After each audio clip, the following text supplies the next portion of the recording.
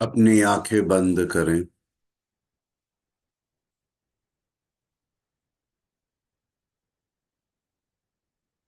अपने ध्यान को हृदय की ओर ले जाएं।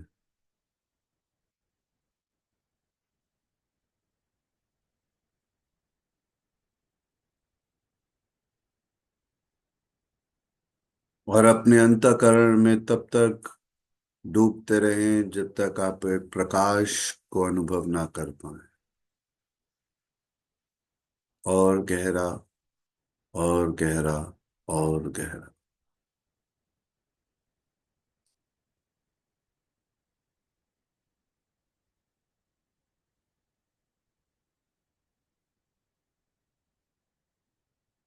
इस प्रकाश को देख लेने के बाद इसमें डूबने का प्रयास करें।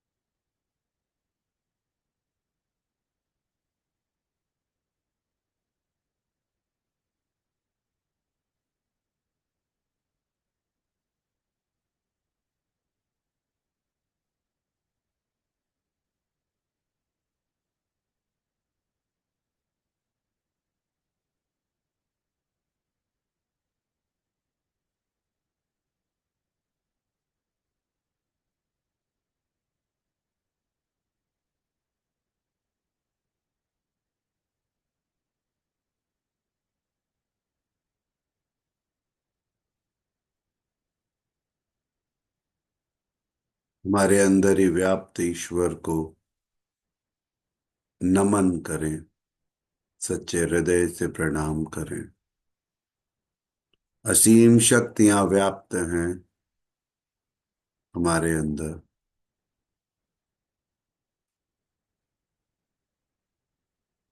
परम पिता परमात्मा को नमन करते हुए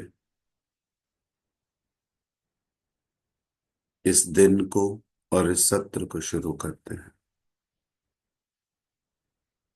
सच्चे हृदय से ईश्वर को हाथ जोड़ के नमन करें।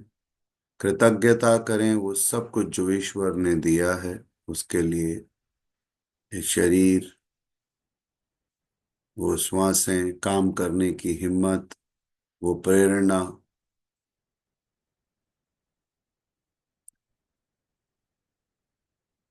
आज पूरे दिन हर रूप में जब आएंगे तब ईश्वर ही आएंगे।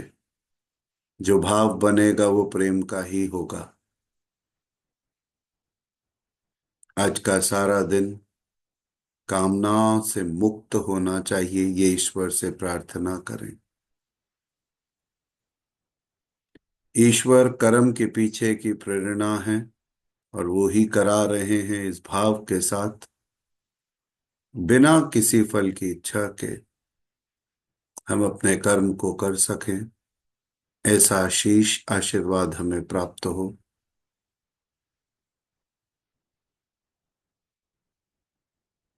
ऐसी प्रार्थना के साथ धीरे धीरे अपनी आंखें खोलें।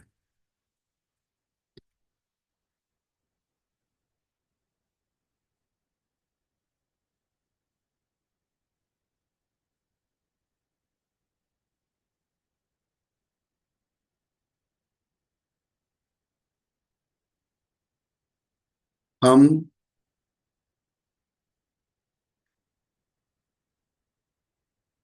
इस समय 3 अध्याय श्रीमद् भगवत गीता के पढ़ पाए, जान पाए। पहला अध्याय में संशय विषाद योग पढ़ा हमने। दूसरे अध्याय में कर्म जिज्ञासा पढ़ी, क्या होता है कर्म। तीसरे अध्याय में शत्रु विनाश प्रेरणा, जो हमारे अंदर छिपा हुआ शत्रु है, उसके बारे में चर्चा हुई। अब चौथा अध्याय यज्ञ कर्म स्पष्टीकरण पर है। परमात्मा के आशीष से ऐसे संयोग बनते हैं, उनकी कृपा से ही केवल उनकी चर्चा हो पाती है। उनका आशीष ना हो तो ऐसा बहुमूल्य ज्ञान अर्जित भी नहीं कर सकते हम।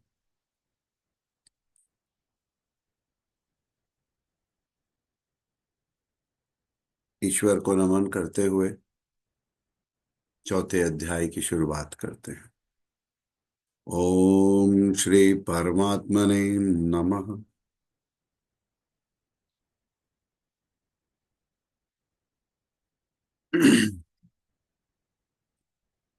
तो जो तीसरा अध्याय था उसमें योगेश्वर भगवान श्री कृष्ण ये आश्वस्त कर देते हैं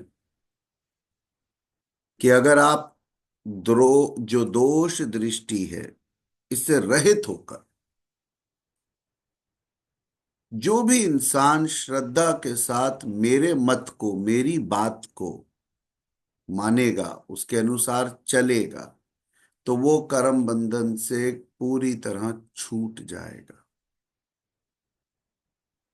वो ये भी बात कहते हैं कि जो कर्म बंधन है उससे मुक्ति दिलाने की क्षमता योग में है, चाहे वह ज्ञान योग हो या वो कर्म योग हो।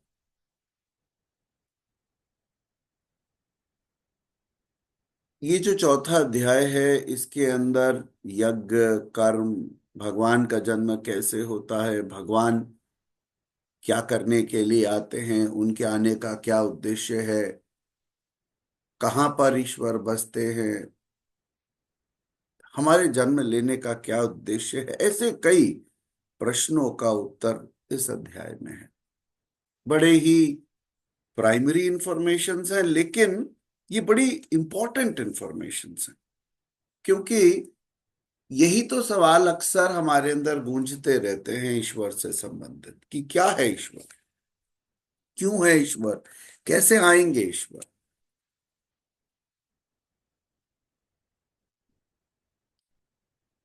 कहाँ बसते हैं, अवतार कहाँ पर होता है, वो अपना स्वरूप कहाँ पर दिखाते हैं।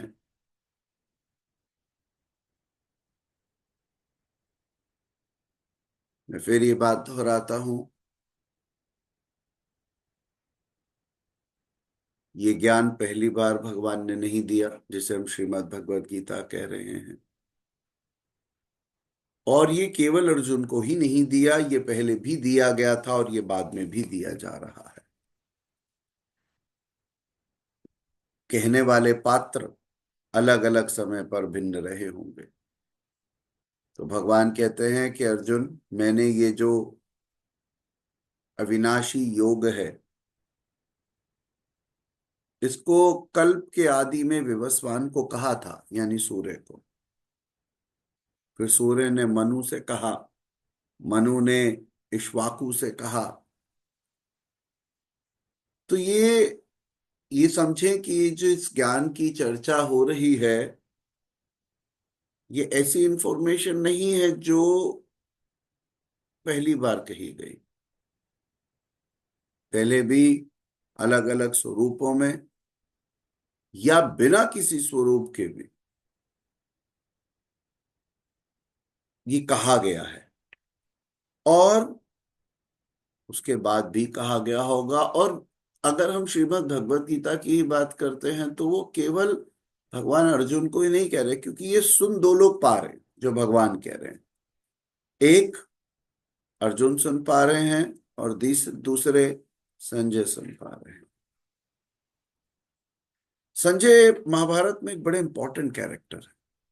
जल्दी ही एक पूरा सेशन हम संजय पर करेंगे। बहुत मिस्टिक, बहुत ब्लेस्ड लोगों में से हैं संजय, विधुर। कम चर्चा होती है इनके बारे में। एक पूरा पूरा सेशन इनके बारे में आगे सुनने को मिलेगा। तो संजय के थ्रू कहीं ना कहीं हम सब सुन पा रहे हैं, क्योंकि संजय बहुत सारी बातें धृतराष्ट्र को भी बता रहे हैं, और वो हम सब तक पहुंच पा रही हैं, क्योंकि वेदव्यास जी को भी सब सुनाई दे रहा है। वेदव्यास जी के आशीष से, आशीर्वाद से ही संजय को ये शक्ति मिली थी कि वो दूर से कुछ सुन सकते हैं, अंतर्दृष्टि से देख तक सकते हैं, अंतर करने से सुन सकते हैं। तो ये ज्ञान तो कहीं ना कहीं सब तक पहुंच रहा है। जिस जिस में अर्जुन व्याप्त है, जिस जिस में जिज्ञासा है, जिस जिस में ईश्वर के लिए अनुराग है, जो जो ईश्वर को पाना चाहते हैं, जो जो ईश्वर के बारे में जानना चाहते हैं, यानी जो जो ईश्वर अर्जुन है, उन सब तक भगवत गीता का ज्ञान पहुंच जाएगा। चाहिए क्या? पात्रता।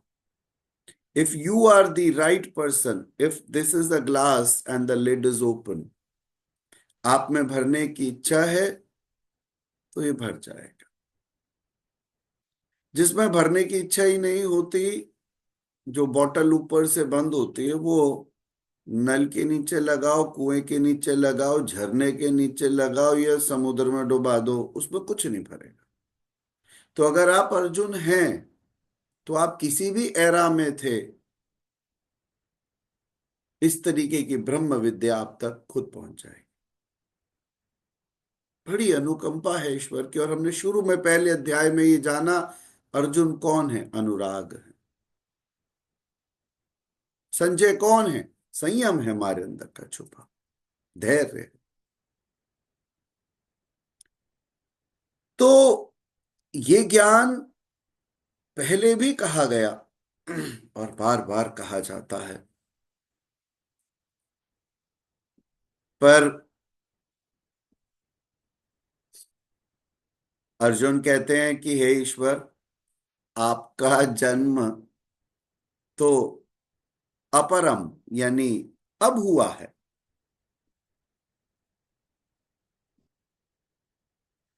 और उनके अंदर ये जिज्ञासा हो रही है कि मैं अंदर से जानना चाह रहे हैं कि मैं ऐसा कैसे मान लूं कि इस योग को भजन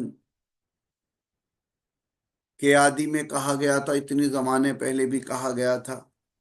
क्योंकि उनको भी ऐसा लग रहा है कि वो तो उनके सखा हैं, भगवान श्री कृष्ण। वो ह्यूमन दिख रहे हैं, तो उन्होंने कैसे कह दिया आदि में?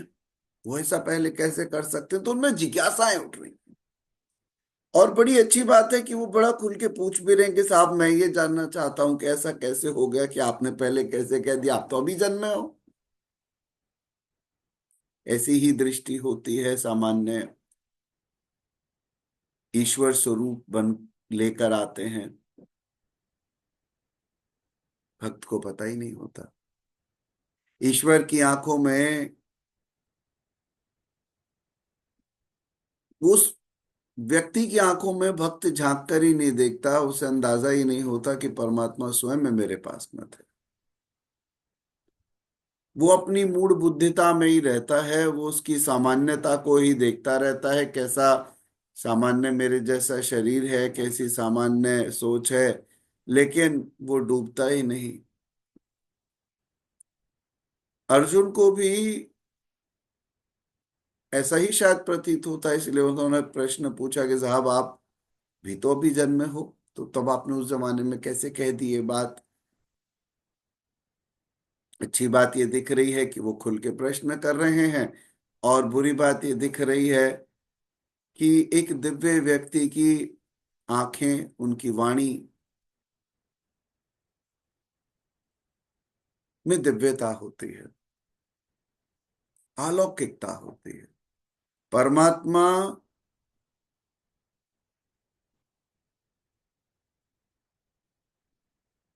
ऐसे ही स्वरूपों में आते हैं, बार बार आते हैं, हर बार आते हैं, पर हर बार उनको पहचानने की क्षमता जैसे अर्जुन में थोड़ी कम दिखती है, ऐसे ही अक्सर लोगों में कम होती है।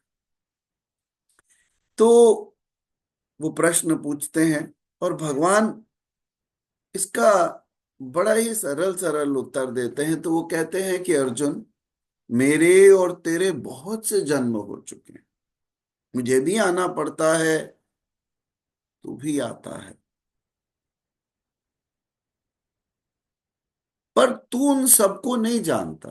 तेरे लिए वो स्मृति में नहीं रहेंगे कि तू कब कब आया, किस वजह से आया, क्या काम करने आया, वो तेरे लिए आसान नहीं होगा, किंतु मैं जानता हूं। तो साधक नहीं जानता, जो स्वरूपस्थ महापुरुष है वो जानता है कि वो कब कब आया, किस एरा में आया, किस पर्पस से आया, और अब भी आ रहा है, तो क्यों आया है। तो अव्यक्त की स्थिति वाला जो है जानता है।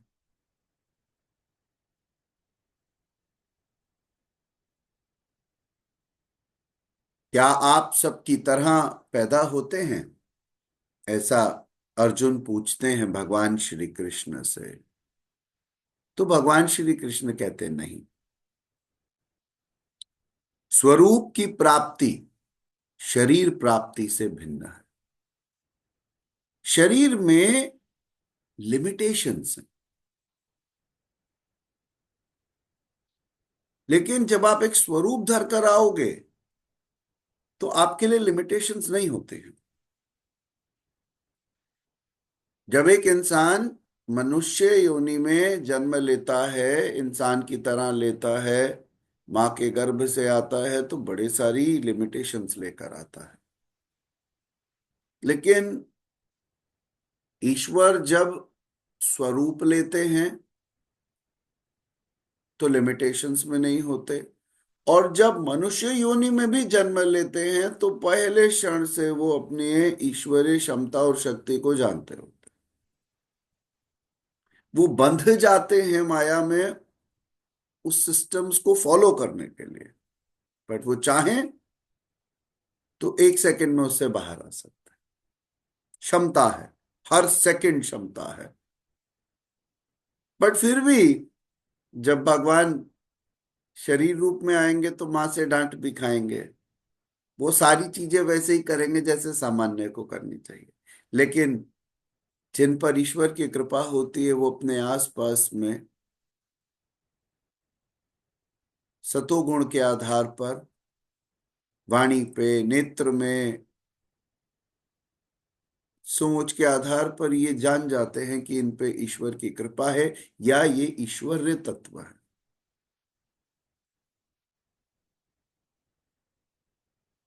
तो ये बहुत सामान्य नहीं महसूस हो रहा है ना कि जब अर्जुन ऐसा प्रश्न पूछ रहे हैं, और वो भी योगेश्वर भगवान श्री कृष्ण से। तो भगवान कहते हैं कि नहीं, स्वरूप की प्राप्ति शरीर प्राप्ति से भिन्न है। मेरा जन्म इन आंखों से नहीं देखा जा सकता, क्योंकि मैं अजन्मा हूं, अव्यक्त हूं। ये एक शब्द गहराई है। क्या कहते हैं भगवान? मैं अजन्मा हूं, अव्यक्त हूं, शाश्वत हूं, और शाश्वत होते हुए भी शरीर के आधार वाला हूं। क्योंकि हर पल एक सामान्य व्यक्ति अपने आप को अजन्मा नहीं कहता, क्योंकि वो कहता मैंने जन्म लिया है। वो अव्यक्त नहीं है, बियॉन्ड द फॉर्म्स नहीं है, इन अ फॉर्म है,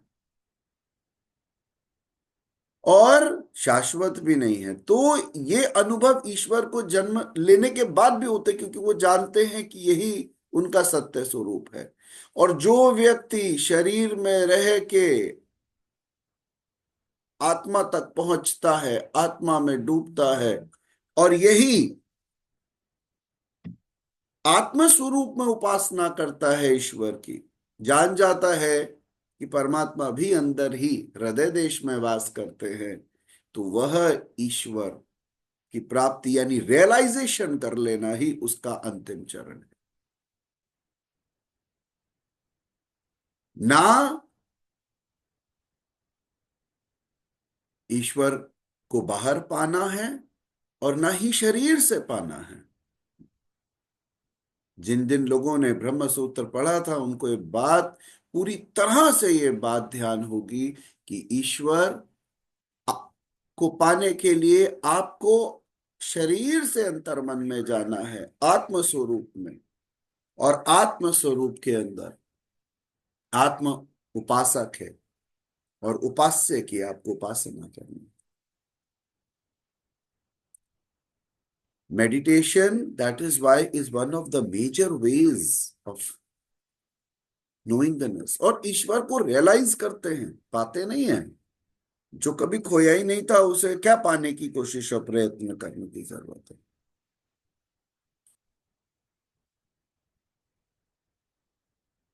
तो एक सामान्य व्यक्ति में और ईश्वरीय तत्व में बड़ा बड़ा बड़ा गहरा डिफरेंस है।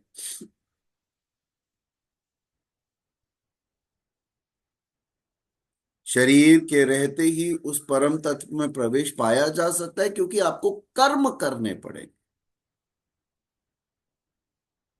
अभी तक अर्जुन श्री कृष्ण को अपने समान नॉर्मल देहधारी मनुष्य समझते हैं।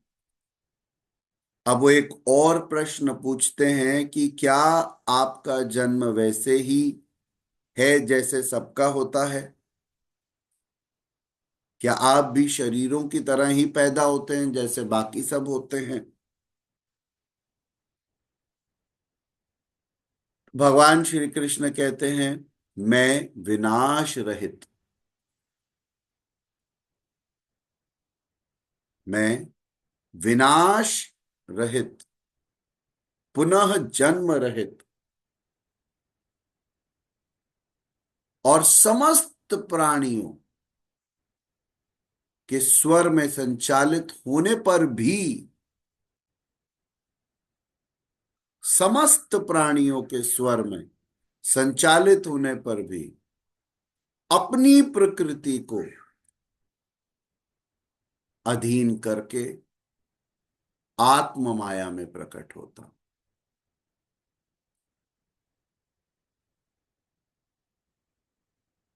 एक वाक्य में वो ये बताते हैं कि मैं हमेशा अवेयर हूं कि मैं विनाश रहित हूं, मेरा कभी अंत नहीं होगा। एक तीर पांव में लगने से मेरा अंत नहीं होगा, वो मेरी मृत्यु नहीं है। मैं जन्म मृत्यु से परे हूं, ये भगवान हर पल जानते हैं। लेकिन आम इंसान को हमेशा भय रहता है मृत्यु का। वो हर पल जानते हैं कि वो कौन है। यही तो डिफरेंस है। वो कहते हैं मैं विनाश रहित हूं, पुनः जन्म रहित हूं और समस्त प्राणियों के स्वर में संचारित हूं। सबके अंदर हृदय देश में वास करता हूं, समस्त प्राणियों के स्वर में मैं संचारित होता हूं। इसके बावजूद भी अपनी प्रकृति को अधीन करके, कंट्रोल करके आत्म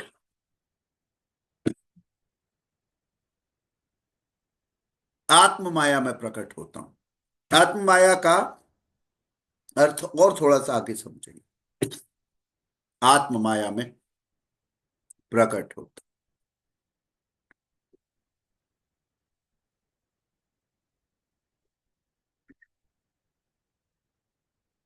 एक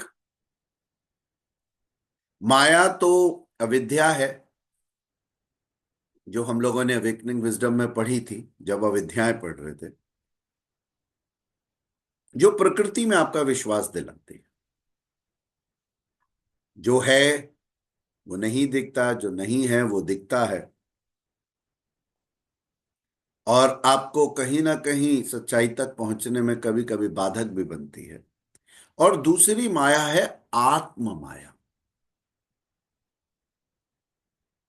जो आत्मा में प्रवेश दिलाती है, स्वरूप के जन्म का कारण बनती है, द रीजन ऑफ इमर्जेंस। और इसी को कभी कभी आध्यात्मिक जगत में योग माया भी कहते हैं। ये क्या करती है? आत्म माया आत्मा में प्रवेश दिलाती है। तो इस आत्मिक प्रक्रिया द्वारा मैं अपनी त्रिगुणमयी प्रकृति को, त्रिगुणमय मीन्स राजसिक, तामसिक और सात्विक प्रकृति को अधीन करके ही प्रकट होता हूं। भगवान इन त्रिगुणों से परे हैं।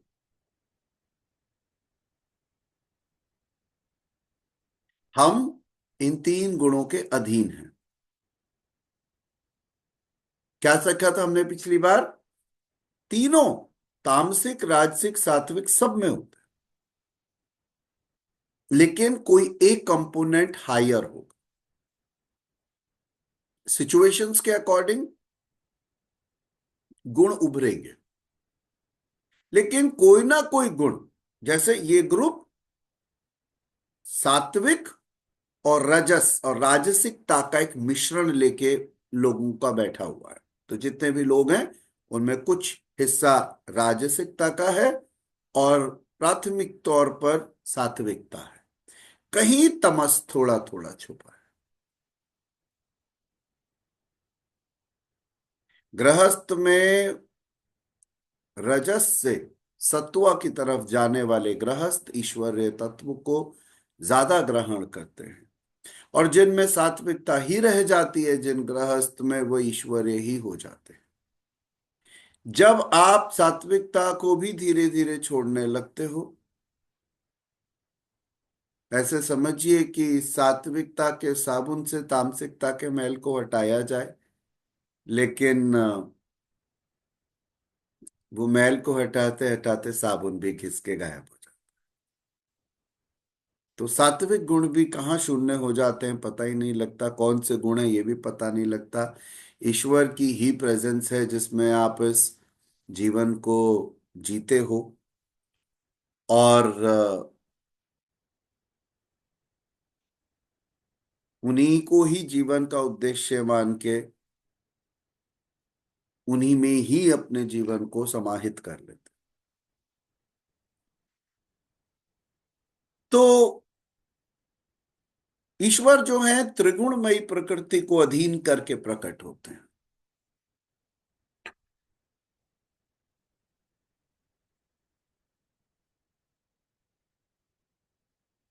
तो हे अर्जुन, जब जब परम धर्म के लिए हृदय में, जब जब, एक बड़ा इंपॉर्टेंट श्लोक है जो बड़ा ही ज्यादा फेमस हुआ और हमेशा हुआ, यदा यदा हि धर्मस्य ग्लानिर्भवति भारत अभ्युत्थानम अधर्मस्य तदात्मनं सृजाम्यहम्। तो जब जब परम धर्म, परमात्मा के लिए हृदय ग्लानि से भर जाता है, जब अधर्म की वृद्धि होगी और वृद्धि से भाविक पार पाते नहीं दिखते, तब मैं आत्मा को रचने लगता। ईश्वर को आने की जरूरत पड़ती है। पर जब भी अनुरागी लोगों में ईश्वर के लिए प्रेम जागृत होगा और वो ईश्वर से प्रार्थना करेंगे कि कितना अधर्म हो चुका है, ईश्वर आप कहाँ हैं, ये सत्ता आपकी है। क्योंकि एक मार्ग तो ये है कि लोग खुद अस्त्र शस्त्र उठाते हैं और खुद आगे बढ़ जाते हैं कि साहब कुछ करना पड़ेगा, और दूसरा मार्ग ये है कि जो शस्त्र नहीं उठाते, हिंसा नहीं करते, वो निरंतर ईश्वर से प्रार्थना करते हैं कि प्रभु सत्ता आपकी है, ये आपकी रचनाएं हैं, आपकी माया है, आपको आना होगा इसे ठीक करने। हम नहीं कर सकते, हम नहीं करना चाहते। तो जब जब आपके अंदर इस तरीके का प्रेम जागेगा, प्रार्थना करोगे, तो ईश्वर को आना पड़ेगा। और ईश्वर कहते हैं मैं आता हूं इस व्यवस्था को सुनिश्चित करने के लिए, धर्म की स्थापना के लिए, पुनः स्थापना के लिए मुझे आना ही होता है।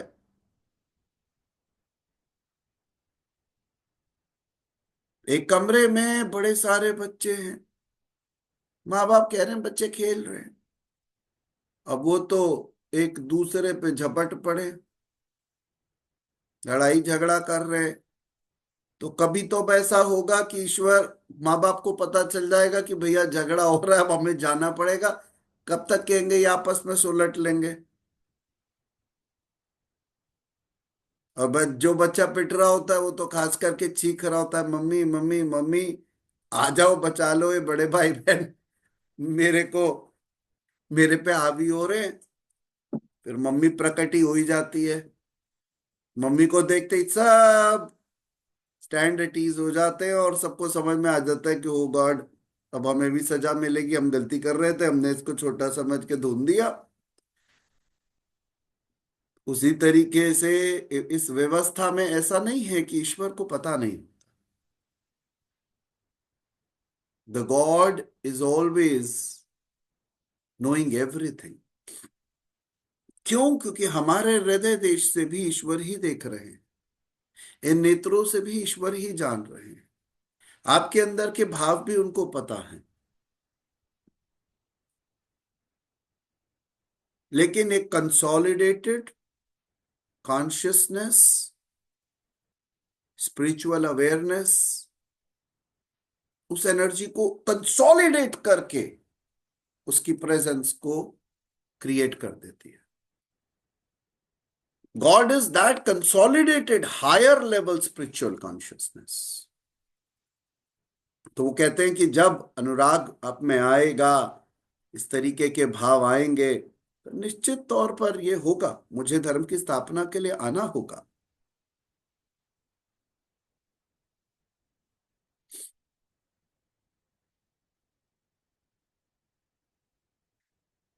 जब आपका हृदय अनुराग से भर जाएगा उस शाश्वत धर्म के लिए, गद गद गिरा नयन बह नीरा, हृदय से, हृदय भावों से भर जाएगा, आंखों से नीर बहेगा प्रेम में, तब वो स्थिति आएगी जब प्रयत्न करके भी अनुरागी अधर्म का पार नहीं पा पाता, तब ईश्वर को आना होता है। ऐसी परिस्थिति में भगवान कहते हैं मैं अपने स्वरूप को रचता हूं। प्लान्ड होता है कि अब मुझे आना है, मेरे भक्त मुझे याद कर रहे हैं, वो अनुराग में है। गद गद गिरा नयन बह नीरा, आप ईश्वर को याद करो। क्योंकि जब भी कोई अहंकारी ने, अधर्मी ने इस संसार में एक एक सीमा के बियॉन्ड गलत किया, जैसे धृष्टता का राष्ट्र, अधर्म एक सीमा तक आ रहा है और वो जन्मांध हैं। यहां जन्मांध को मतलब ये नहीं है कि खाली नेत्र ही नहीं है, यहां कई तरीके की विकार व्याप्त हैं, अधर्म व्याप्त है, खुले में गलतियां हो रही हैं, कोई कहने सुनने वाला नहीं है। और ऐसे में केवल हमें कोर्ट की बात कर रहे हैं, दो भाइयों के बच्चों की बात नहीं कर रहे केवल, हम उस साम्राज्य की बात कर रहे हैं जहां जब धृष्टता का राष्ट्र होता है तो धृष्टता का राज्य भी होता है, लोग भी परेशान होते हैं। सबको धर्म की स्थापना चाहिए, सबको नियम अनुसार जीवन चाहिए। तो सब कुछ गड़बड़ है। तो खा समझ रहे हैं, एक कलेक्टिव कॉन्शियसनेस याद करती है, नेत्र आंसुओं से भर लेती कि ईश्वर इतने कष्ट इतनी परेशानी हमको झेलनी पड़ रही है, कहाँ हो तुम। तो आवाज अंदर ही लगाते हो आप, वो अंदर से सुनता है।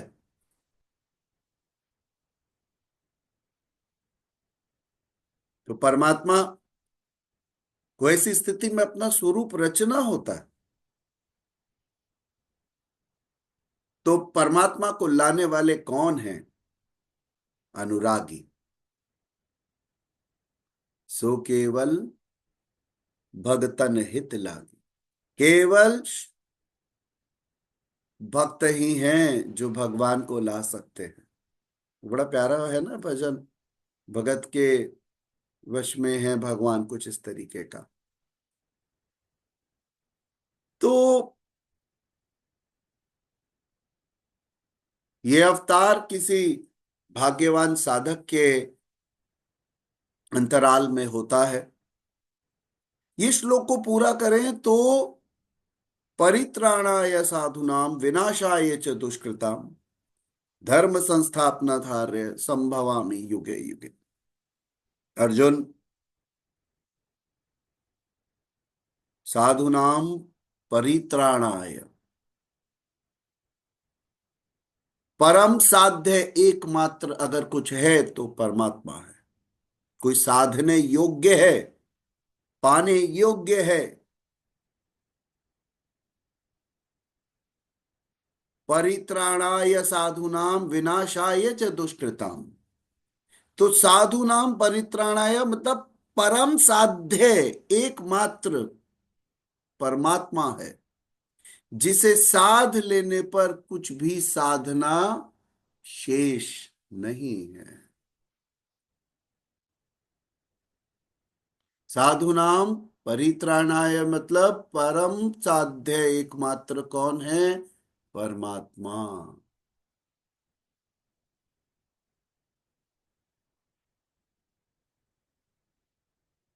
The highest of the highest, जिसे साध लेने पर कुछ भी साधना बाकी नहीं।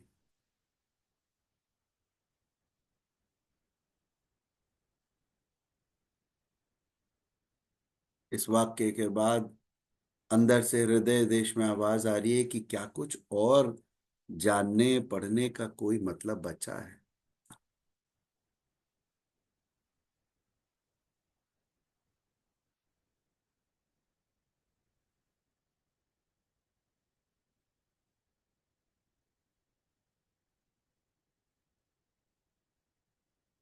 निरंतर अंतर मन में ईश्वर से प्रार्थना करें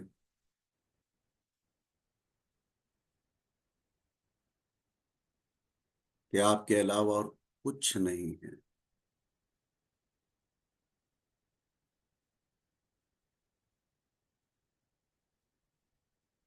हमारे हृदय में जो भी अनुराग है वो निरंतर बढ़ता रहे ईश्वर।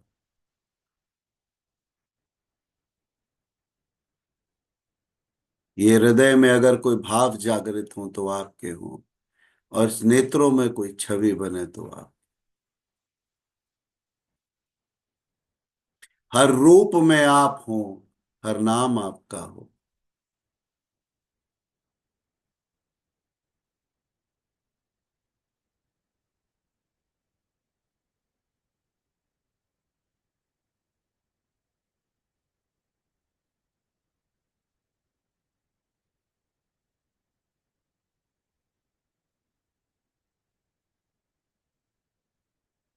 ये हमेशा ध्यान रखिएगा कि आपके अंदर भी ईश्वर है, आपके बाहर भी ईश्वर है। आप ईश्वर तत्व में ही होते हैं हर पल।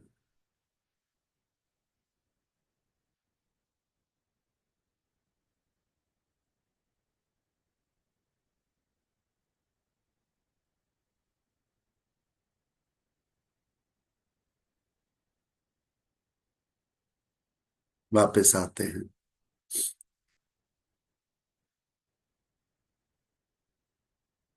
तो ईश्वर को साध लेने पर कुछ भी साधना रह नहीं जाता।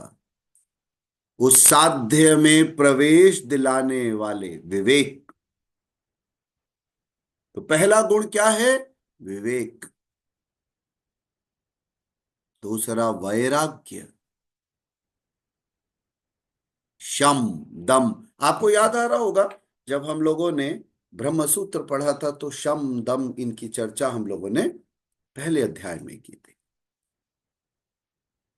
तो ये कौन है? ये वो दैवी संपद है जो प्रवेश दिलाने में मदद करती है। और आपने, आप सभी लोग अवेकनिंग विजडम यानी विवेक जागरण का एक एक साल का प्रोग्राम कर कर आए। विवेक हमारे लिए महत्वपूर्ण है दैवी संपद बढ़ाने में। जब तक विवेक नहीं है बड़ी मुश्किल हो। और वैराग्य,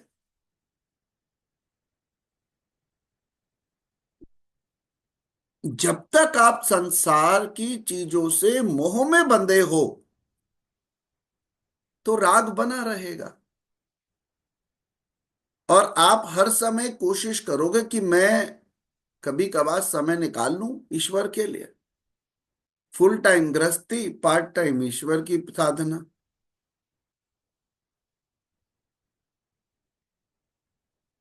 तो अभी हो सकता है 10-20 हजार जन्म बाकी हो, दो चार 10 नहीं।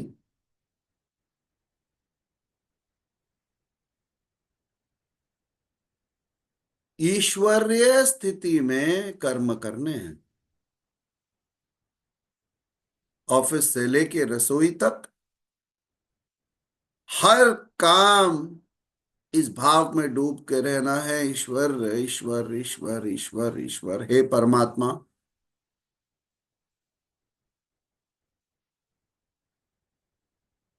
टेस्ट तब है जब शारीरिक कष्ट में या मानसिक कष्ट में भी ईश्वर की नाम लिया जा रहा हो।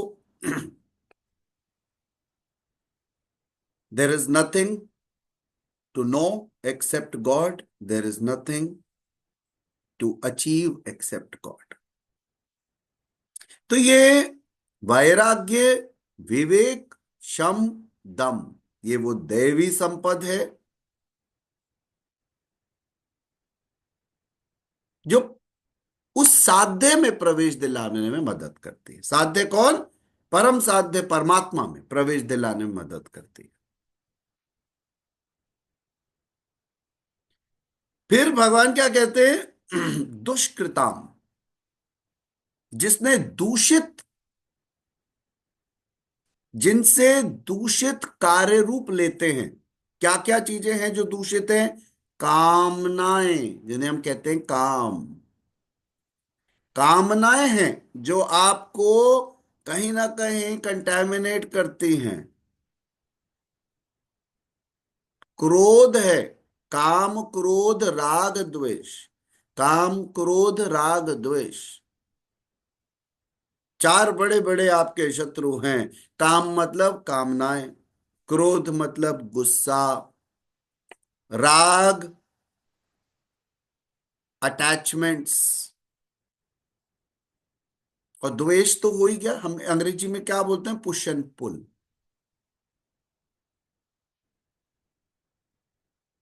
काम क्रोध राग द्वेष।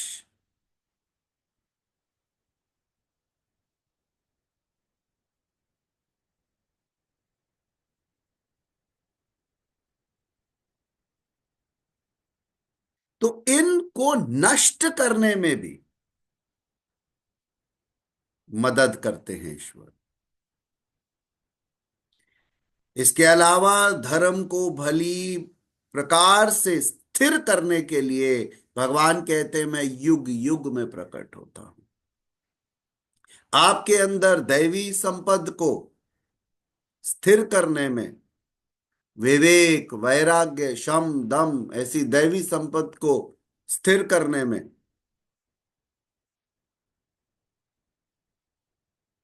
जो परम साध्य है परमात्मा, उसमें प्रवेश करने में भी परमात्मा ही मदद करते हैं। धर्म की स्थापना करने में भी वो मदद करते हैं। और जो दुष्कृताम है, काम क्रोध राग द्वेष, उनको समूल तरफ से नष्ट करने में भी ईश्वर मदद करते हैं।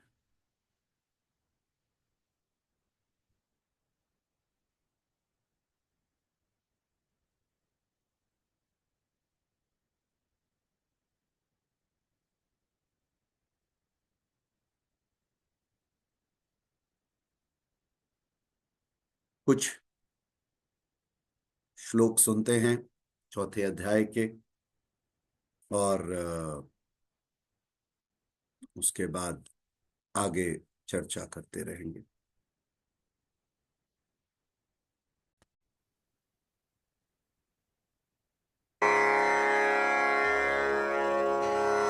अथ चतुर्थोऽध्यायः।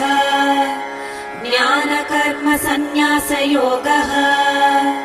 श्रीभगवानुवाच इमं विवस्वते योगं प्रोक्तवानहमव्ययम् विवस्वान्मनवे प्राह मनुरिक्ष्वाकवे ब्रवीत् एवं परम्परा प्राप्तम् इमं राजर्षयो विदुः सकाले नेह महता योगो नष्टः परन्तप स एवायं मया तेऽद्य योगः प्रोक्तः पुरातनः भक्तोऽसि मे सखा चेति रहस्यं ह्येतदुत्तमम्। अर्जुन उवाच अपरं भवतो जन्म परं जन्म विवस्वतः कथमेतद्विजानीयाम् त्वमादौ प्रोक्तवानिति। श्रीभगवानुवाच बहूनि मे व्यतीतानि जन्मानि तव चार्जुन तान्यहं वेद सर्वाणि न त्वं वेत्थ परन्तप अजोऽपि सन्नव्ययात्मा भूतानामीश्वरोऽपि सन् प्रकृतिं स्वामधिष्ठाय सम्भवाम्यात्ममायया यदा यदा हि धर्मस्य ग्लानिर्भवति भारत अभ्युत्थानमधर्मस्य तदात्मानं सृजाम्यहम् परित्राणाय साधूनां विनाशाय च दुष्कृताम् धर्म संस्थापनार्थाय सम्भवामि युगे युगे जन्म कर्म च मे दिव्यम् एवं यो वेत्ति तत्त्वतः त्यक्त्वा देहं पुनर्जन्म नैति मामेति सोऽर्जुन वीतरागभयक्रोधा मन्मया मामुपाश्रिताः बहवो ज्ञानतपसा पूता मद्भावमागताः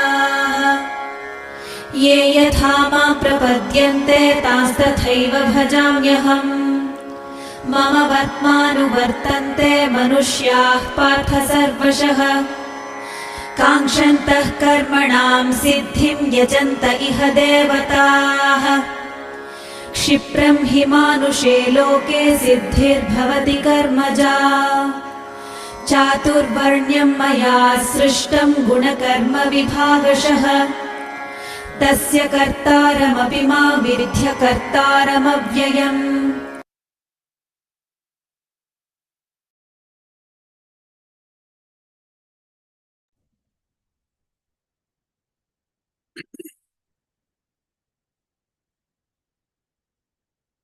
आगे समझने का प्रयास करते हैं।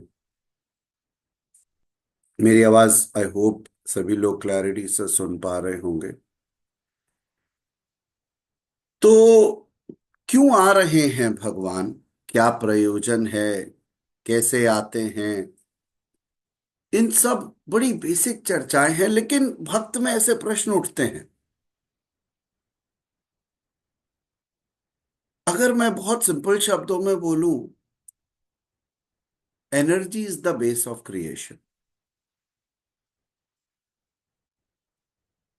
जिसे आज हम निराकार परब्रह्म कहते हैं, उसका आधार ऊर्जा और वाइब्रेशंस है। जब वो कंसोलिडेटेड फॉर्म में होती है या एब्सोल्यूट फॉर्म में, जिसे हम एग्जिस्टेंशियल रियलिटी कहते हैं, तब आप उसे चैतन्य स्वरूप जान पाते हो। लेकिन मैटर को, जैसे सॉलिड को, लिक्विड को, गैस को अक्सर खुद नहीं पता होता कि वो एनर्जी से ही क्रिएटेड है, वो उसका कंसोलिडेटेड वर्जन है। तो ईश्वर कहते हैं कि मैं जब भी आऊंगा, तो वो अगर स्वरूप भी ले लेंगे, मैटर में भी एनर्जी से मैटर कन्वर्ट हो गए तो भी मैटर को पता है कि वो एनर्जी है। तो एनर्जी है ही, मैटर को भी पता है वो एनर्जी है। लेकिन जब एक मनुष्य जन्म लेता है तो वैसे ही हो जाता है मूढ़ात्मा, कि जैसे ये गिलास है तो वो अपने आप को बस गिलास समझेगा, वो ये नहीं जानेगा that the at the basic molecular structure level I am energy. तो हम जब किसी इंसान को ये बताने का प्रयास करते हैं कि आप इस शरीर के परे आत्मा हो, तो उसके लिए बड़ा मुश्किल हो जाता है ये जानना और समझना। आप जब फिजिक्स के बेसिक्स पढ़ोगे तो आप कहोगे अरे ये तो वही आध्यात्मिक समझ है। बस ओपन माइंड से समझना है। मैक्सिमम कंसेप्ट्स आपको स्पिरिचुअलिटी के इशारे देंगे, और वही सत्य विज्ञान का होता है, वही धर्म का होता है, वही अध्यात्म का होता है। दृष्टिकोण भिन्न भिन्न होता है।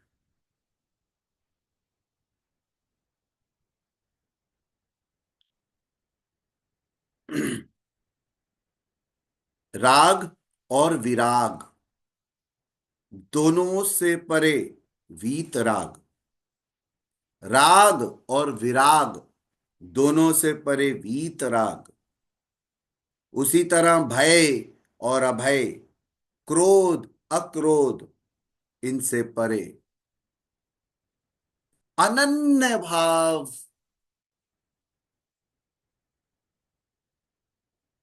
से, अर्थात अहंकार रहित जो होगा वो मेरी शरण में आए।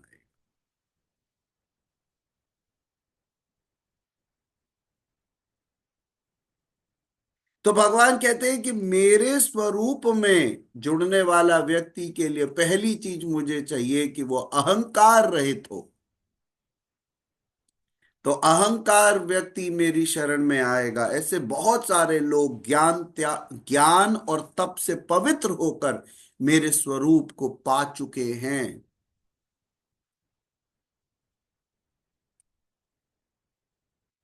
वो भय अभय से परे हैं, क्रोध अक्रोध से परे हैं, अहंकार रहित हैं, ज्ञान और तप से पवित्र हो गए हैं। ऐसे लोगों ने, कई लोगों ने मुझे पहले भी पाया है और आगे भी पाएंगे।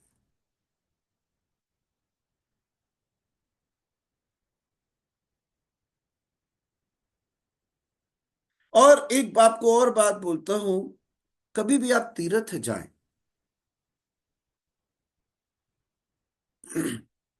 घर की चौखट लांघते समय याद रखिएगा कि ईश्वर, आपका हाथ ऐसे करिएगा, हाथ, और ये भाव अर्जित कीजिएगा कि मेरा हाथ आप थाम के ले जा रहे हैं। चौखट क्रॉस करते समय जो पांव चौखट अपने घर की क्रॉस करेंगे, याद रखिएगा ईश्वरीय सत्ता ही आपका हाथ पकड़ के ले जा रही है।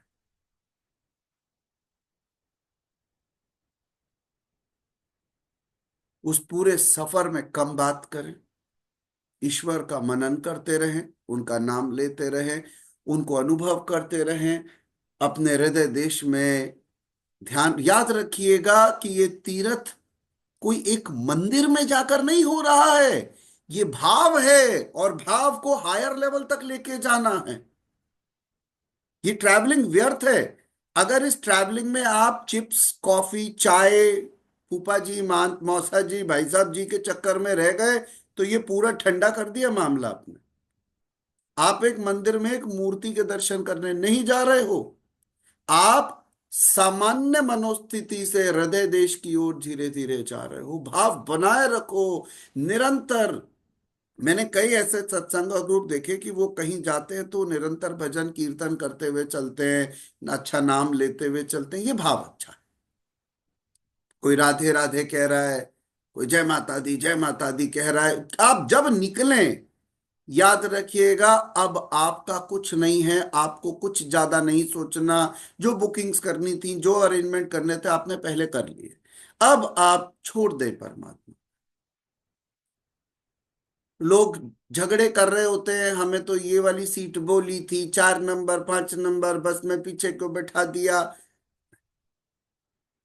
छोड़ दीजिए जो लेके जा रहे हैं, जहां लेके जा रहे हैं, जैसे लेके जा रहे हैं, उस भाव में एक एक एक एक एक एक कदम आप अंदर गहरेंगे, अनुराग बढ़ता रहेगा और ईश्वर सत्ता बढ़ने लगेगी। ये ही तो कदम है। जब ईश्वर पहाड़ों पे लेके जाते हैं तो आपको ऊपर नहीं चढ़ाते, आपको हृदय देश में ऊपर लेके जाते हैं, एक सीमा तक जहां जाके आप फूट पड़ते हो। हर पल ईश्वरीय सत्ता बढ़ती जाए, हर कदम बढ़ती जाए, ऐसा भाव अर्जित रहे। इसीलिए जब भी आप कभी कोई ऐसे काम से घर से बाहर निकलते हैं तो या तो लाइक माइंडेड लोगों के साथ ग्रुप में जाएं, या फिर कोशिश करें नो माइंडेड लोगों के साथ जाएं। नो मतलब ओनली इन गॉडली स्टेट, ठीक है। ज्यादा व्यवहारिक लोग क्या होते हैं, ना खुद चैन से जीते हैं, ना दूसरे को चैन से जीने देते हैं। वो खुद भी मजा मारने जाते हैं रिलीजियस पिकनिक पर और बाकी सबको भी 10 होने देते हैं, ना उनको ध्यान करने देते हैं। तो आप हर कदम ईश्वर के साथ हैं, हर कदम ईश्वर के हाथ में है, हर कदम आपके हृदय में ईश्वर है। भाव इतना प्रबल होना चाहिए कि आप आगे बढ़ते जाएं, बढ़ते जाएं, बढ़ते जाएं। जैसे जैसे किसी केंद्र बिंदु के करीब पहुंचने वाले हैं, जैसे कहीं पर भी आपने जाना है, कोई भी जगह है जहां पहुंचने का आपने संकल्प लिया होगा या आपने जाना होगा, तो हर बार आपके अंदर हर कदम जैसे से आगे बढ़े आप में प्रेम और बढ़ने लगना चाहिए। जितनी लंबी लाइन हो उतनी अच्छी किस्मत, लगे रहिए, नाम लेते रहिए। कोई शॉर्टकट नहीं, कोई वीआईपी टिकट नहीं, कोई जल्दी पहुंचने की इच्छा नहीं। एक्चुअली आपको कहीं पहुंचना ही नहीं है। अगर घर से निकले और ट्रेन कैंसिल हो गई, स्टेशन पर बैठ जाइए और प्रभु का नाम लेना शुरू कर दीजिए कि ईश्वर जिस तीर्थ करने आए थे वो शायद यही होगा।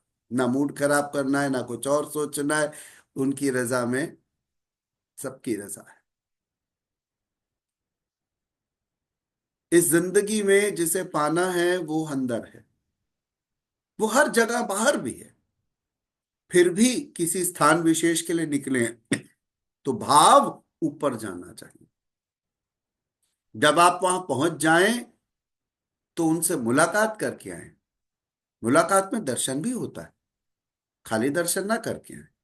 दर्शन तो आंखें बंद करके भी एक सेकंड जब बैठे होते हैं तब हो जाते हैं। मुलाकात कर तो होता है, बैठ जाइए उनके आभा मंडल में। अगर उस गर्भगृह में स्थान नहीं मिलता तो गर्भगृह के बाहर उस जहां जगह मिलती है उस आभा मंडल में बैठ जाइए और केवल बैठ जाइए, ठहर जाइए और डूब जाइए ध्यान में उनके अंदर। कोई प्रश्न है तो चिताकाश में उसके उत्तर आने शुरू हो जाएंगे। प्रश्न नहीं है तो उनको पता है कि मेरा भक्त क्या व्यथा लाया है। जैसे एक बच्चा प्यार में माँ बाप के आगे रो भी सकता है और हंस भी सकता है, बस भावनाओं का आदान प्रदान करें। दिलाए शब्द भी बोल सकते हैं, आंखें नम होती हैं, होने दें, छोड़ दे ढीला। मैं फिर बोलता हूं, कहीं जाने में कोई बुराई नहीं, लेकिन जिससे संपर्क स्थापित होना था वो घर पे भी वही होगा और वहां पर भी वो वही होगा।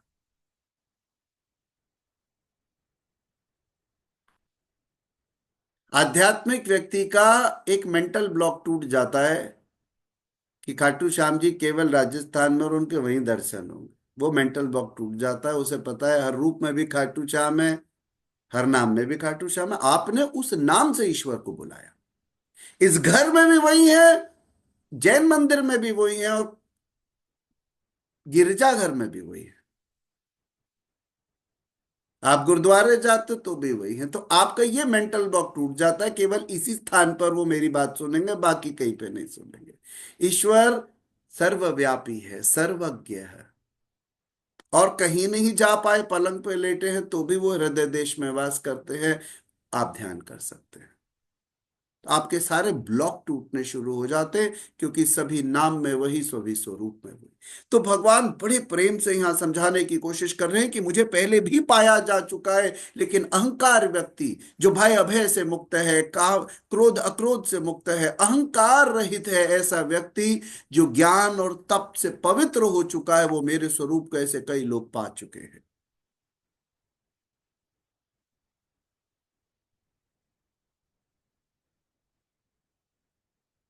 जिन जिन का हृदय अधर्म की वृद्धि देखकर परमात्मा के लिए अनुराग से भर जाता है, ग्लानि से भर जाता है, वो याद करते हैं, ईश्वर आप देख रहे हैं क्या हो रहा है, उस स्थिति में मैं अपने स्वरूप को रचता हूं और इस संसार में आता हूं धर्म की स्थापना के लिए।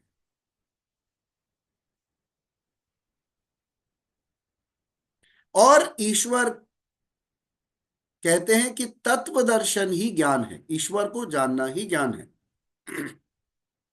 परम तत्व कौन है? परमात्मा।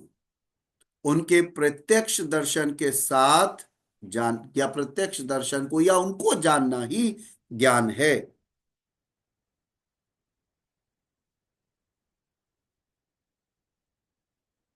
भगवान अर्जुन को कहते हैं कि जो मुझे अपनी लगन से भजते हैं मैं भी उनको वैसे ही भजता हूं, उतनी ही मात्रा में सहयोग देता हूं। साधक की श्रद्धा ही कृपा बनकर उसे मिलती है। क्या? साधक की श्रद्धा ही कृपा बनकर उसे मिलती है। निरंतर अपने प्रेम को, अपनी श्रद्धा को बढ़ाते जाएं। आपका जो काम है उसे करने के अंदर कटौती ना कि ईश्वर हम तो आपकी इतनी आराधना करते हैं, आप तो सुनते तक नहीं हमारी बात। हमने आपसे वो मांगा था, इतनी दूर गए थे, इतना खर्चा भी हुआ, आपने हमारी सुनी नहीं। तो अभी आप इतनी जल्दी जल्दी हिल जाओगे और डिमांड बेस्ड अपनी श्रद्धा रखोगे तो कैसे चलेगा?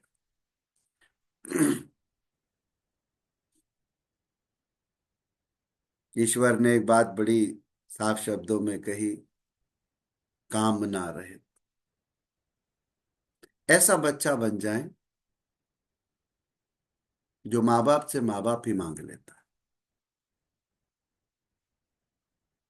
माँ बाप पूछते हैं बेटा तुझे क्या चाहिए, तो वो माँ से कहता है मेरा हाथ मत छोड़, मुझे आप दिखती हो तो लगता है सब कुछ मेरे पास है।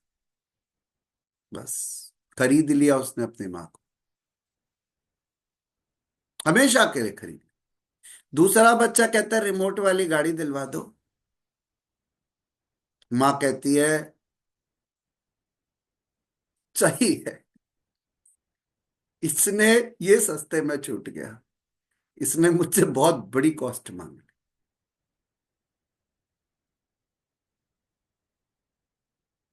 जब बच्चा रोता है तो वो माँ भी रोती है। दूसरा रोता है, उसे एक और गाड़ी ले देते हैं, रिमोट वाली। उसे पता है कि ये तो रिमोट की गाड़ी से खुश हो ही जाता है, इसे हमारी जरूरत नहीं है, इसे सामान की जरूरत है। कामना से रहित अपनी साधना करें, ईश्वर से कुछ मांगे ना। बड़ी लंबी लाइन है मंगतों की, बहुत टाइम लग जाएगा आपको। उनमें डूबने का प्रयास करें, उनके लिए प्रेम बढ़ाते रहें और उस प्रेम को अनुभव करें। जिस दिन ये दिल और ये आंखें आपके काम की नहीं रही, ये दिल केवल उनके लिए धड़के और आंखें उनके लिए छलके, समझ लीजिएगा आपको पास मिल गया। एक होता है ना पास, कभी भी आप एंटर कर सकते हो, जा सकते हो। मैं सीधी सी भाषा में बताने की कोशिश कर रहा हूँ, समझाने के प्रयत्न कर रहा हूँ। भगवान भी भोले हैं, तो जब भक्त भोला होता है तो उसकी रेजोनेंस अच्छी बैठती है। जब भक्त चतुर होता है तो भगवान को समझ आ जाता है ये सब कुछ कुछ पाने के लिए कामना से है। तो ईश्वर कितने प्यार से कहते हैं कि जब मुझे कोई लगन से भजता है, जितनी लगन से भजता है वैसे ही मैं उसे भजता हूं, उतनी मात्रा में सहयोग देता हूं। साधक की श्रद्धा ही कृपा बनती है, बनकर उसके वापस आती। इस रहस्य को जानकर संपूर्ण भाव से मेरे मार्ग में बरतना चाहिए, आगे बढ़ना चाहिए, जैसे मैं बरतता हूं, जो मुझे प्रिय है।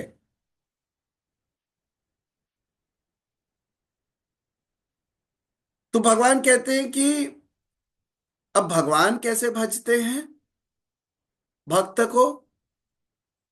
वे रथी बनकर खड़े हो जाते हैं, साथ चलते हैं, यही उनका भजना है। क्या कहा था मैंने? दोनों हाथ ऐसे कर लीजिए चौखट पार करने से पहले कि ईश्वर आप साथ चल रहे हैं। ये भगवान शिव ने पकड़ रखा है, वो माँ गौरी ने हाथ पकड़ रखा, और मेरे बाबा और मेरी माँ मेरा हाथ पकड़ के मेरे साथ चल रहे हैं। आप एक छोटा सा बच्चा है और प्रभु हमेशा आपका आलिंगन करके रखते हैं। अंदर भी वही, बाहर भी वही, यानी निराकार पर ब्रह्म में आप हमेशा होते हैं। और अगर आपको भावनाओं की इच्छा है तो आप स्वरूप का अनुभव करें और आगे बढ़ें। याद रखिएगा, निराकार परब्रह्म में कोई आकार नहीं होता, कोई नाम भी नहीं है, वो अव्यक्त है। लेकिन भक्ति के लिए आपको स्वरूप की आवश्यकता होती है, और ये स्वरूप को बार बार बदल सकते हैं, वो भी निश्चित नहीं है, स्थित नहीं है। तो आपको जहां अच्छा लगता है आप वही स्वरूप ले लीजिए। याद रखिएगा, वो स्वरूप भी गायब हो जाए। तो इससे भी भ्रमित नहीं होना, निराकार साकार भी उनकी लीला का हिस्सा है। आपका भाव जब ईश्वर से जुड़ा होता है तो वो आते जाते रहेंगे, लेकिन आप भक्त की तरह स्थित हो, आप भटक नहीं रहे, आपको भटकना भी नहीं है। वे पुरुष इस शरीर में कर्मों की सिद्धि, आगे चर्चा हो रही है, तो ये जो वो पुरुष हैं वो इस शरीर में कर्मों की सिद्धि चाहते हैं, वो देवताओं को पूजते हैं। तो भगवान यहां पर अपने आप से देवताओं को भिन्न करके बताते हैं। वो कहते हैं, अर्जुन तू नियत कर्म कर, जो तेरे लिए जो नियत कर्म, वो भी हैं जो आपके लिए निश्चित हैं, जो करने अनिवार्य हैं, जो करने जरूरी हैं, वो बेसिक कर्म, तो वो तू कर, जो रिक्वायर्ड है।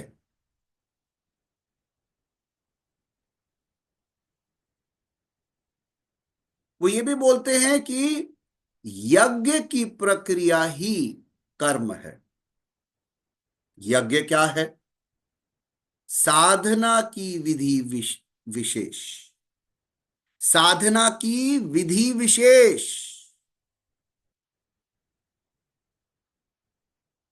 जिसमें श्वास प्रश्वास का हवन हो जाए, इंद्रियों के बाहिर्मुखी प्रभाव को, इंद्रियां पांचों के बाहिर्मुखी प्रवाह को आप अपनी संयम की, जो आप में पेशेंस है, उसकी अग्नि में हवन कर दो। यानी आपको सेंसरी कंट्रोल आ गया, आपका श्वास प्रवास जो प्रश्वास है उसको आपने कंट्रोल कर लिया, जो आपकी श्वास की प्रक्रिया है। आपकी इंद्रियों को आपने कंट्रोल कर लिया अपने संयम से, और किसमें स्थित हो गए? परमात्मा में। तो वो जो साधना आप करते हो उसके विधि विशेष को यज्ञ कहा।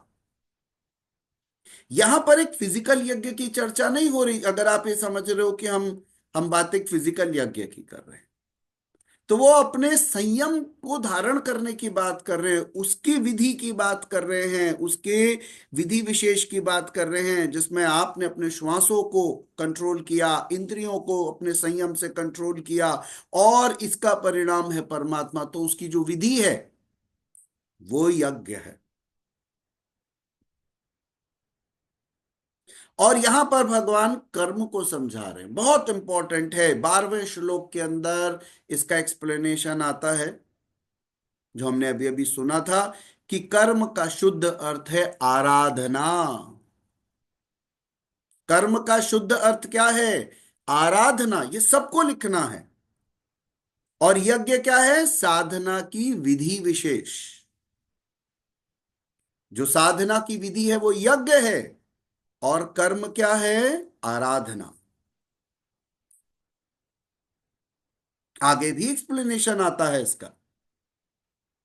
और इस आराधना से क्या होता है? परम सिद्धि, परमात्मा, शाश्वत ब्रह्म में प्रवेश, उस ईश्वर में प्रवेश।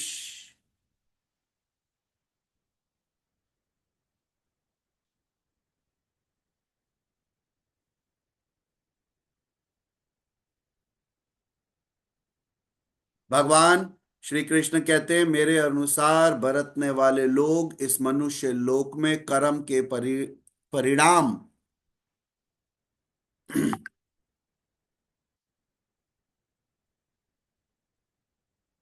देवताओं को पूजते हैं, दैवी संपदा को बलवती बनाते हैं। एक तरफ वो देवताओं को अपने आप से भिन्न भी कहते हैं। वो कहते हैं कि अगर आप अपने बाहर में देवताओं को पूज रहे हो तो ये मूढ़ बुद्धिता है, लेकिन अगर अपने अंदर दैवी संपद को पूछ रहे हो जो अल्टीमेट परमात्मा तक ले जाती है तो वो अप्रिशिएबल है। साथ ही साथ वो ये भी कहते हैं कि यही देवता जो हैं इनसे भी मेरे को ही पूजते हो।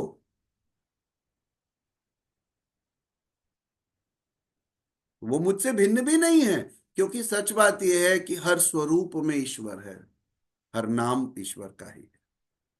आप में एक भाव होना चाहिए, वन गॉड।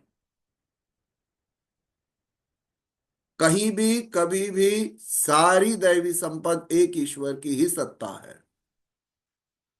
कभी भी दो देव देवताओं को भिन्न ना जाने, उनकी ऊर्जा को अलग ना समझें।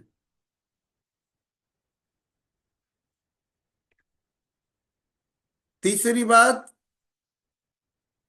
कभी भी कहानियां सुने तो उसके मोटे मोटे मॉरल ढूंढने का प्रयास करें। पात्रों में और बहुत ज्यादा डिटेलिंग में अक्सर कहानी के तर्कों में घुसने से कॉम्प्लेक्स होती है चीज। ये मेरा अपना अनुभव है कि मेरे काम की चीज अगर मैं चाहता हूं तो मिल ही जाएगी।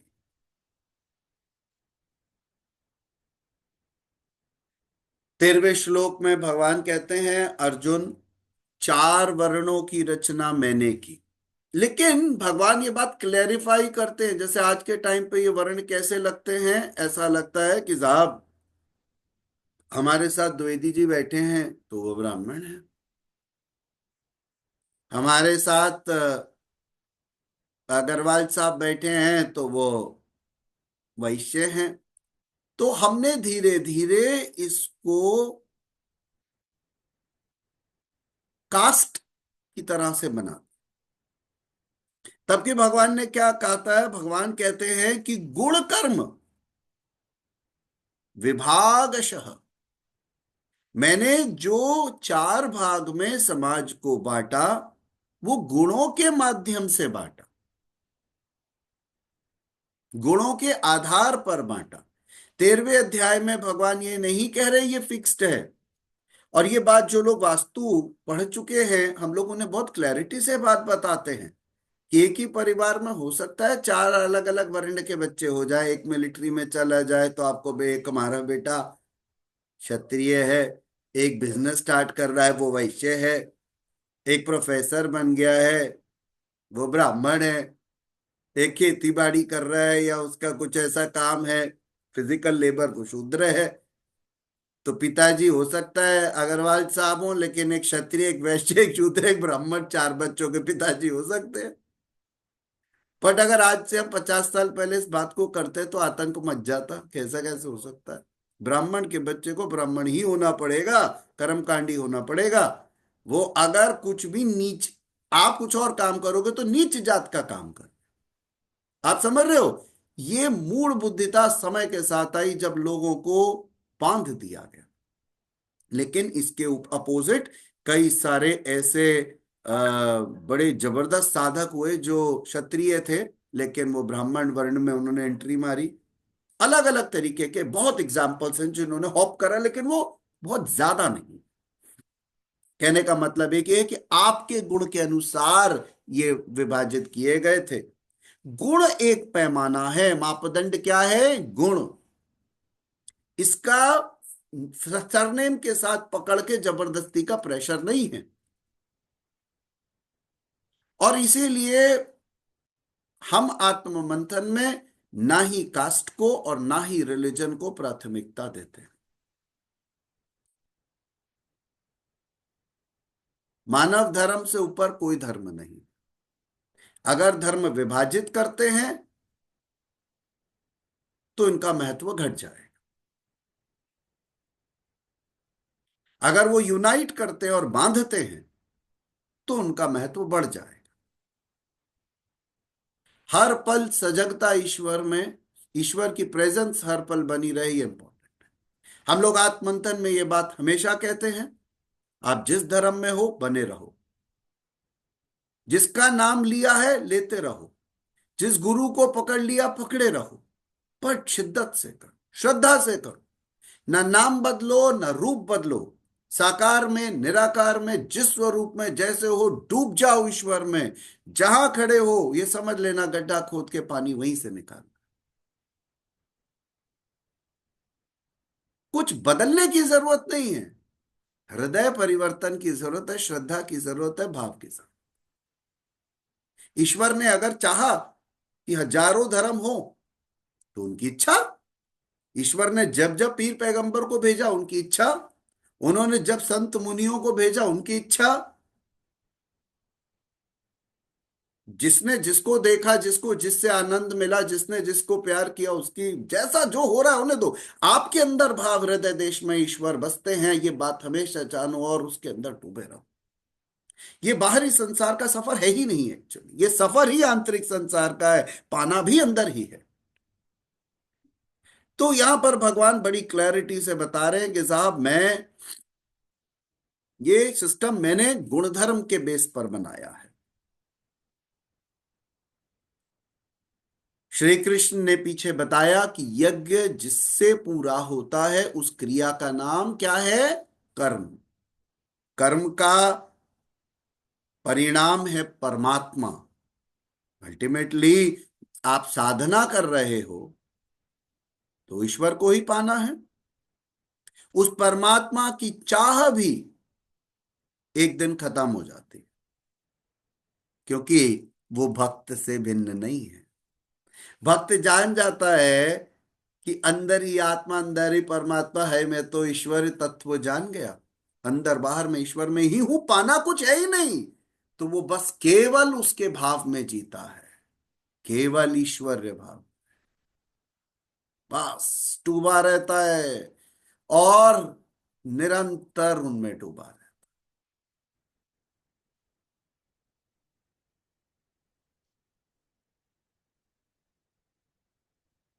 भगवान कहते हैं मैं व्यक्त स्वरूप हूं, बियॉन्ड द फॉर्म,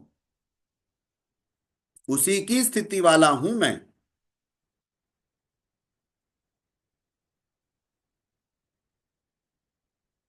जो कर्मों के परिणाम परमात्मा को प्राप्त कर लेते हैं उसे भी कर्म नहीं बांधते। तो जब आप ईश्वरीय स्टेट में चले जाते हैं तो कर्म बंधन आपको आगे के लिए टाई नहीं करते। आपने एक शब्द कई बार सुना होगा, बड़ी बार बार रिपीट करता हूं मैं, अकर्म की स्थिति, अकर्म की स्थिति, अकर्म की स्थिति में कर्म करो। इस पर अब हम चर्चा करने वाले हैं कि भगवान इस पे इलाबोरेट करें, इसको और एक्सप्लेन करने का प्रयास करेंगे।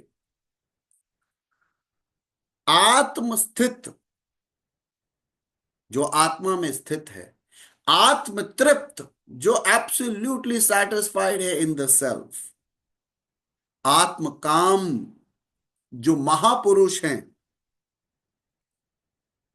को ना तो कर्म करने से कोई लाभ है, ना ही छोड़ने से कोई हानि हो।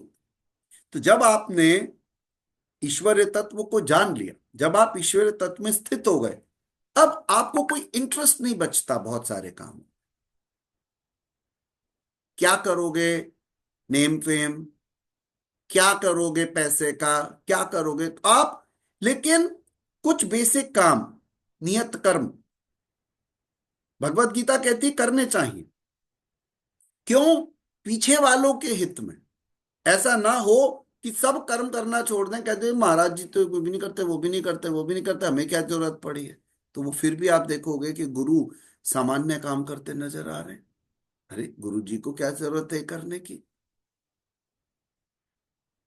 तो आपकी मनोस्थिति किसी भी हायर लेवल पर पहुंच जाए, फिर भी भगवत गीता कहती है कि आपको कर्म करने चाहिए।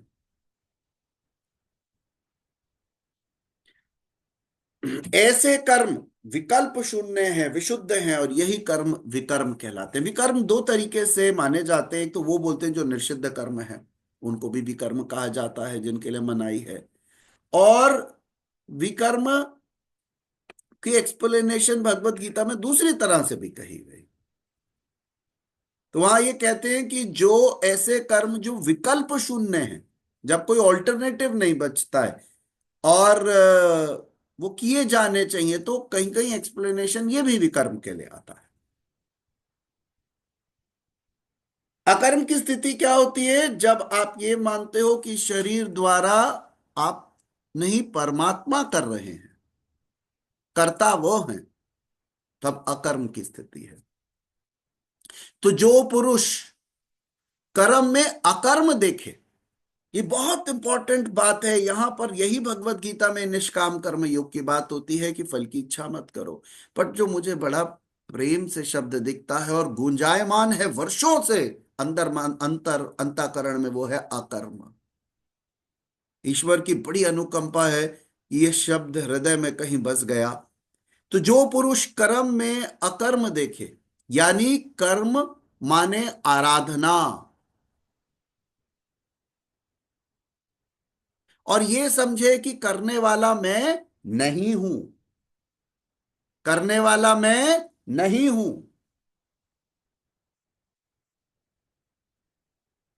बल्कि गुणों की अवस्था ही चिंतन में हमें नियुक्त करती है। तो मैं ईश्वर द्वारा संचालित हूं, करने वाला मैं नहीं हूं, मैं ईश्वर द्वारा संचालित हूं। Who is getting the work done? Divine. I am an instrument. The God is getting done through me. भाव सेवक का होना चाहिए, मैं करता हूं ना। ओ भैया कान को हाथ लगाओ, ऐसे सत्ता उलट जाती है अहंकारी की। तो मैं करता नहीं, ये भाव तो होगा ही नहीं। ईश्वर द्वारा संचालित हूं, या ईश्वर कर रहे हैं शरीर के द्वारा। ये अकर्म की स्थिति है, और यही स्थिति होनी चाहिए। जब आपने किया ही नहीं, जब रजनी जी ने कुछ किया नहीं, तो उनको काय का फल चाहिए? Were you the doer? नहीं।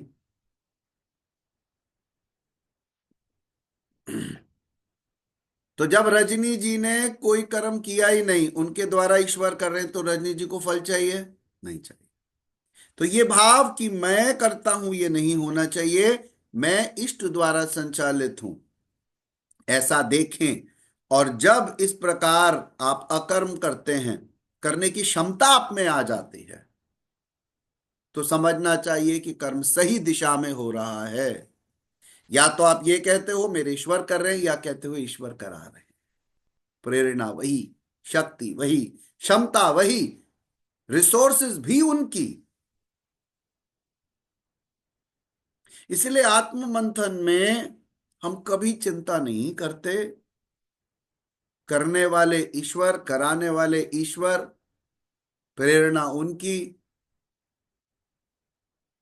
अगर हमारी पात्रता है तो प्रभु सेवा देंगे, वो करा दे। गजब हमारे भाग्य होंगे कि हमें सेवा प्राप्त होगी, और प्रभु अपने आप अपने रिसोर्सेज अरेंज करेंगे। तो सही दिशा में आपका कर्म हो रहा है। वही पुरुष मनुष्य में बुद्धिमान है, मनुष्य में योगी है, योग से युक्त बुद्धि वाला है, और संपूर्ण कर्म करने वाला। पर जब भी आप में अहंकार आ जाएगा, मैं कर रहा हूं, मैंने किया है, आप परमात्मा से कोसों दूर हो। अकर्म की स्थिति में कर्म करने में कोई त्रुटि नहीं। याद रखेंगे, आराधना ही कर्म है। उस कर्म को करें और करते हुए अकर्म देखें। उस कर्म को करें और करते हुए क्या करें? अकर्म देखें। क्या भाव होना चाहिए? मैं यंत्र मात्र हूं, मैं माध्यम मात्र हूं, या मैं इष्ट द्वारा संचालित हूं।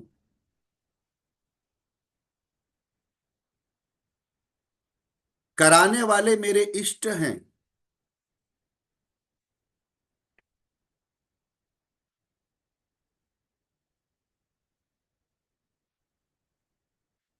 ऐसा भाव आपको कई बंधनों से मुक्त कर देगा।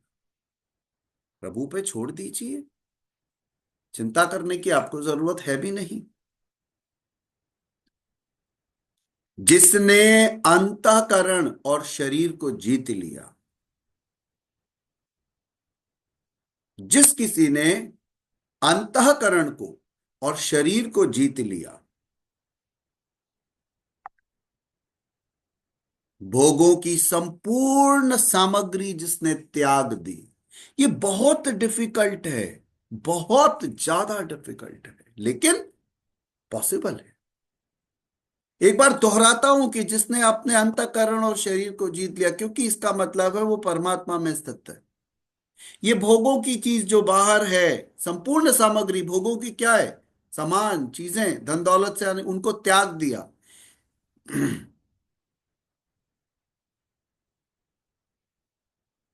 तो ऐसा व्यक्ति,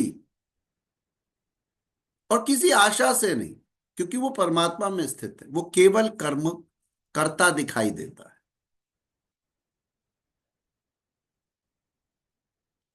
वो किसी पाप पुण्य के चक्कर में नहीं पड़ता, नहीं फंसता, क्योंकि वो पूर्ण तत्व को प्राप्त हो चुका है, और वो किसी आवागमन में भी नहीं आएगा। ये बात हमें बिल्कुल क्लैरिटी से 21वें श्लोक में समझ आती है।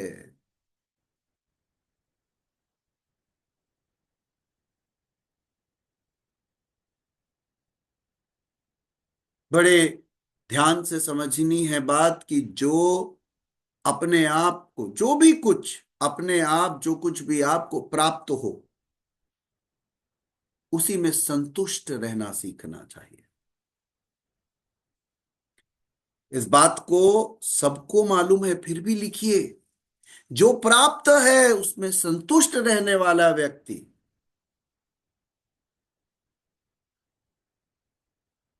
सुख दुख, राग द्वेष, हर हर्ष शोक, इन द्वंद्वों से परे। ये क्या है? द्वंद्व है, इमोशंस के एक्सट्रीम्स हैं। या तो खुश या दुखी। क्यों? समता में क्यों नहीं हम हो सकते, ना खुश ना दुखी? ये द्वंद्व है। राग द्वेष द्वंद्व है, दो अपोजिट्स हैं। हर्ष शोक द्वंद्व है, इनसे परे।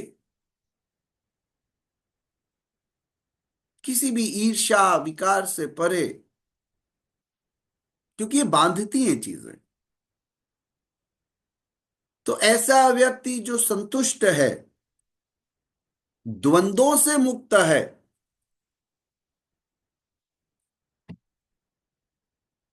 वो कर्मों को करके भी नहीं बंधता। वो कर्मों को करके भी नहीं बंधता।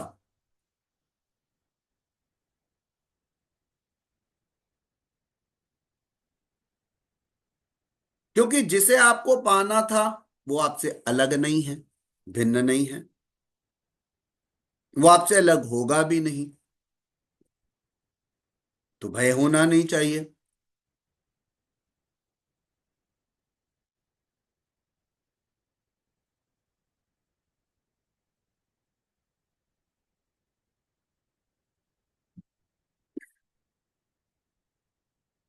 तो भगवान कहते हैं कि अर्जुन, यज्ञ का आचरण ही कर्म है। यज्ञ को भी हमने समझने का प्रयास किया। यज्ञ का आचरण ही कर्म है और साक्षात्कार साक्षात्कार का नाम ही ज्ञान है। यज्ञ का आचरण ही कर्म है, जो साधना है, और साक्षात्कार का नाम ही ज्ञान।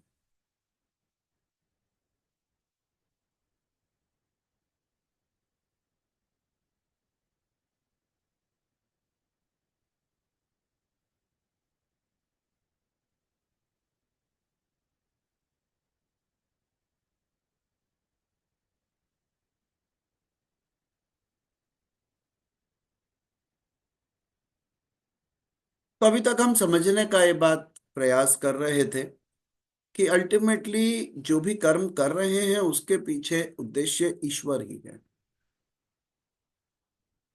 और जो फल की इच्छा करके कामनाओं से कर्म करते हैं वो हमेशा दुख के झूले में झूलते रहते हैं। कभी इच्छा पूरी होती है तो सुख आ जाता है, नहीं होती तो दुख आ जाता है, समाप्त नहीं होता, एक विशेष सर्कल है।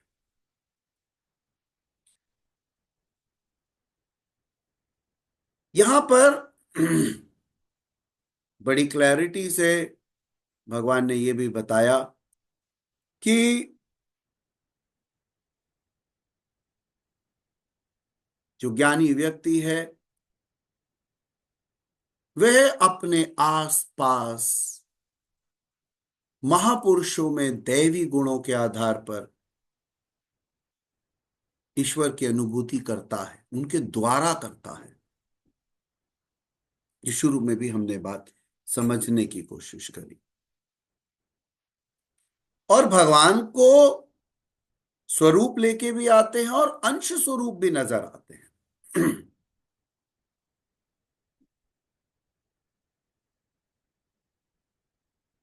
कुछ श्लोकों को एक बार और आगे सुनते हैं और नमः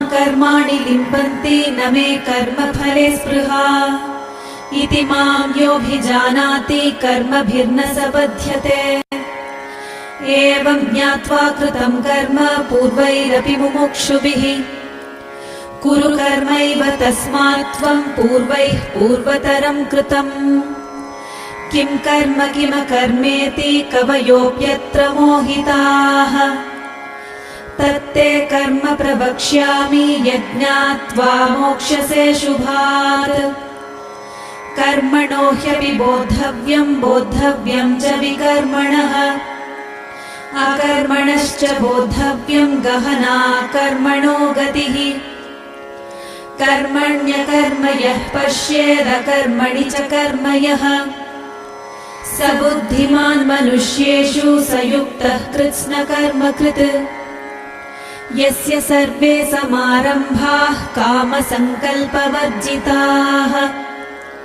ज्ञानाग्निदग्धकर्माणं तमाहुः पण्डितं बुधाः त्यक्त्वा कर्मफलासङ्गं नित्यतृप्तो निराश्रयः कर्मण्यभिप्रवृत्तोऽपि नैव किञ्चित् करोति सः निराशीर्यत चित्तात्मा त्यक्त सर्वपरिग्रहः शारीरं केवलं कर्म कुर्वन्नाप्नोति किल्बिषम् यदृच्छालाभसन्तुष्टो द्वन्द्वातीतो विमत्सरः समः सिद्धावसिद्धौ च कृत्वापि न निबध्यते।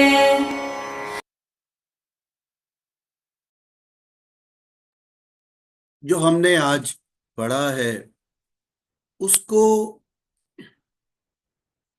उन नोट्स को कई बार दोबारा से रीड करना है, इस रिकॉर्डिंग को कई बार सुनना है, मनन करना है। जितनी बार हम ध्यान की अवस्था में इसे सुनेंगे और पढ़ेंगे, ईश्वर के ध्यान में डूबेंगे, उतना ही आप देखेंगे कि यह आपके अंतःकरण में उतरता जा रहा है। आगे ईश्वर की जैसे कृपा, वैसा ही सब चीजें आगे बढ़ती चली।